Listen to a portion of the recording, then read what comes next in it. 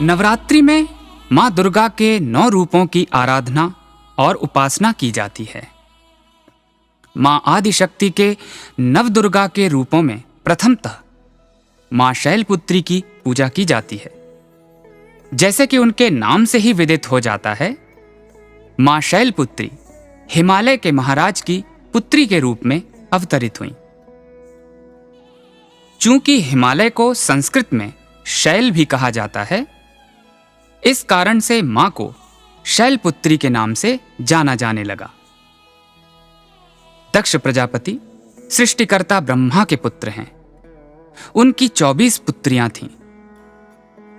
इन सभी पुत्रियों में वे सबसे ज्यादा स्नेह केवल अपनी प्रिय पुत्री सती को करते थे।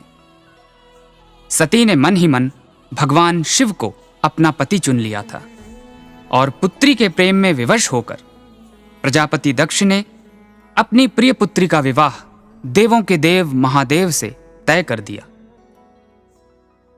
चूंकि प्रजापति दक्ष महादेव शिव का बिल्कुल भी आदर नहीं करते थे, वे केवल उन्हें एक अशुद्ध बैरागी मानते थे जो कि भूत पिशाचों के साथ घूमते रहते थे। किंतु अपनी पुत्री के प्रेमवश उन्हें यह विवाह स्वीकार करना पड़ा। समय बीतता चला गया और माता सती भी अपने आराध्य अपने पति परमेश्वर के साथ सुखी जीवन व्यतीत कर रही थीं। तभी एक दिन प्रजापति दक्ष ने एक महायज्ञ का आयोजन किया और इस यज्ञ में उपस्थित होने के लिए समस्त देवी देवताओं को निमंत्रण भी किया। चूंकि वे भगवान शिव को कदापि पसंद नहीं करते थे, इसीलिए उन्होंने ना तो भगवान शिव को कोई निमंत्रण भेजा और ना ही माता सती को इस यज्ञ के बारे में बताया। महायज्ञ के दिन जब माता सती को पता चला कि उनके पिता ने इस यज्ञ का आयोजन किया है और तो और उन्होंने समस्त देवी देवताओं सहित अपनी सभी पुत्रियों को साग्रह निमंत्रित भी किया है, तो वो व्याकुल हो उठी और महादेव से वहां जाने की विनती करने लगी। महादेव के बहुत समझाने पर भी माता सती ने उनकी एक न सुनी और अपने मायके जाने को वे उद्यत हो गईं। माता सती ने अपने भोलेपन में मन ही मन सोचा कि हो सकता है पिताजी यज्ञ के कार्यभार के कारण मुझे निमंत्रण देना भूल गए हों। इन्हीं विचारों में मग्न माता सती जब अपने मायके पहुंची तो सबसे पहले उनकी दृष्टि अपनी माता पर पड़ी और वे सीधा उनसे मिलने गईं।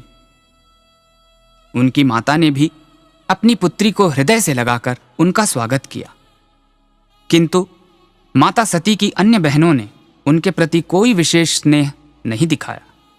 फिर भी उन्होंने सबसे उनका कुशल क्षेम पूछा, किंतु उन्हें केवल रूखा व्यवहार ही मिला। इसके पश्चात माता सती अपने पिता से मिलने यज्ञ सभा की ओर गईं और जो उन्होंने देखा वो दृश्य वे सहन न कर पाईं।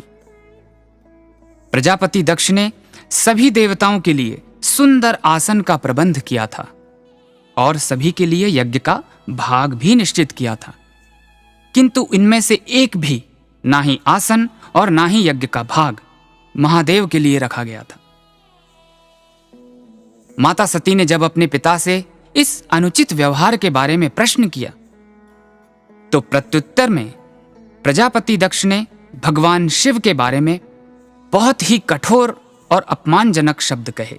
अपने आराध्य पति परमेश्वर के प्रति इस प्रकार किए गए तिरस्कार और अनादर से अत्यंत क्रोधित होकर माता सती उसी यज्ञ में अपने प्राण त्यागने के उद्देश्य से कूद पड़ी और अपने आप को जलाकर भस्म कर दिया।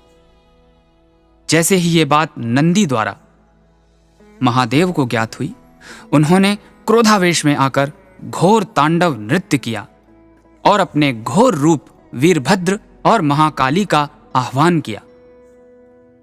महाकाली और वीरभद्र ने मिलकर प्रजापति दक्ष के यज्ञ को विध्वंस कर दिया और प्रजापति दक्ष का सिर धड़ से अलग कर उसी यज्ञ में डाल दिया। इसके पश्चात भगवान शिव ने माता सती की पवित्र देह को उठाया और जहां जहां माता के देह का भाग भूमि पर गिरा वो क्षेत्र एक शक्तिपीठ बन गया। भारत में 52 शक्तिपीठ हैं। भगवान विष्णु की विनती से महादेव ने प्रजापति दक्ष को क्षमा कर दिया और उनके धड़ पर एक बकरे का सिर स्थापित कर दिया। अपने अगले जन्म में माता सती ने हिमालय अर्थात शैल की पुत्री पार्वती के रूप में जन्म लिया और शैलपुत्री के नाम से प्रसिद्ध हुई।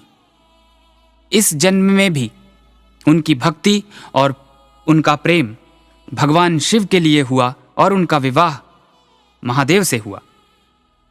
मां शैलपुत्री की पूजा नवरात्रि के प्रथम दिन की जाती है।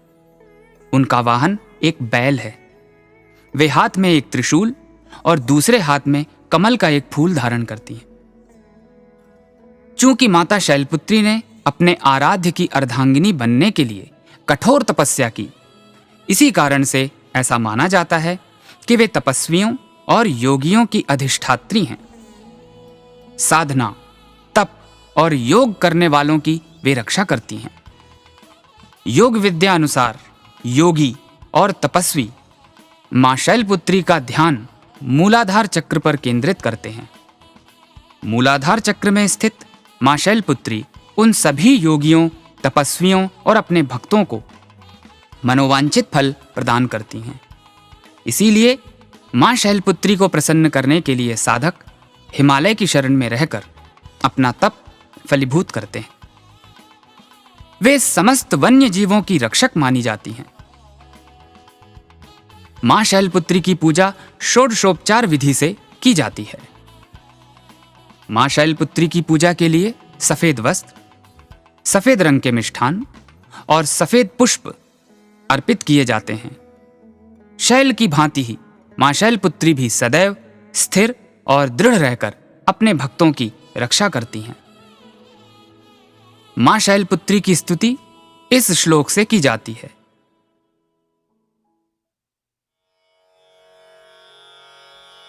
वन्दे वाञ्छितलाभाय चन्द्रार्ध कृतशेखरां वृषारूढां शूलधरां शैलपुत्रीं यशस्विनीं।